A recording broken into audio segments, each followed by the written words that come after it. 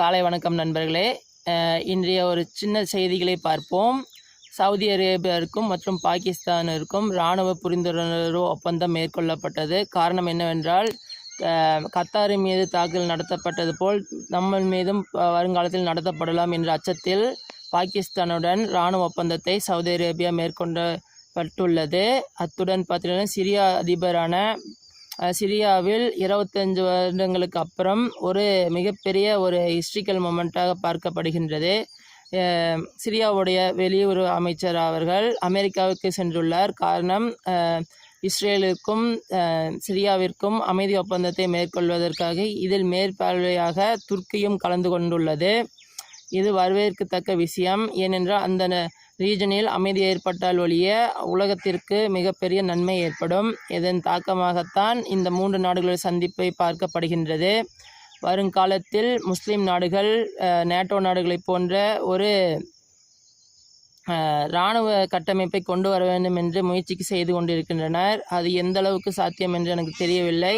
ஆனால் வருங்காலத்தில் நடப்பதற்கு வாய்ப்புகள் அதிகமாக உள்ளது. அதேபோல் இஸ்ரேலை ஐநா சபையானது கண்டித்துள்ளது. காரணம், அங்கு இனப்படுகொலை நடந்துள்ளதாக ஐநா சபை கூறியுள்ளது. ஆனால் இஸ்ரேலியர்கள் தெள்ள தெளிவாக சொல்லியுள்ளனர், நாங்கள் கொலை செய்யவில்லை. ஹமாஸ் இன்றைக்கும் ஹாஸ்டேஜை விடுதலை செய்தால் நாங்கள் தாக்குதல் நடத்துவதை நிறுத்திக் கொள்கின்றோம். அதனால் முதல் தவறான விஷயமே ஹமாஸுடைய தவறுதான். அவர்கள் இந்த ஹாஸ்டேஜை விடுவித்து விட்டார்களே என்றால் இந்த பிரச்சனைக்கு சுமூகமான தீர்வு எட்டப்படும். இதனை அந்த ஹமாஸில் இருக்கக்கூடிய ஒவ்வொருத்தரும் புரிந்து கொள்ள வேண்டும். அதற்கப்புறம் பார்த்தீங்கன்னா, வெனிசுலாவை போர் முகம் சூழ்ந்துள்ளது போல் அமெரிக்கா தேவையற்ற பதட்டங்களை அந்த பகுதியில் உருவாக்கி கொண்டுள்ளது. இதற்கு முற்றுப்புள்ளி வைக்கும் விதமாக செனட் உறுப்பினர்கள் இதற்கு தடை போட்டுள்ளனர்.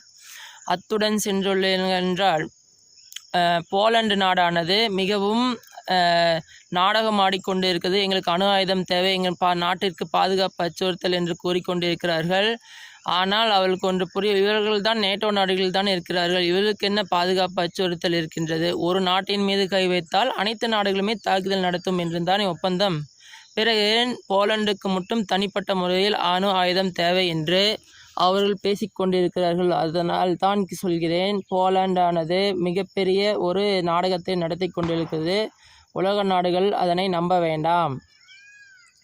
அத்துடன் ஐரோப்பாவில் இருக்க தலைவர்கள் நிதர்சனம் தெரியாமல் பேசிக்கொண்டிருக்கிறார்கள். ரஷ்யா எப்பொழுது வெற்றி பெற்று விட்டது, இன்றும் நான் வெற்றி பெறுவோம் என்று எந்த முறையில் சொல்லிக் கொண்டிருக்கிறார் என்று தெரியவில்லை. இதற்கு முற்றுப்புள்ளி கூடியவர் வைக்கப்படும். நன்றி, வணக்கம்.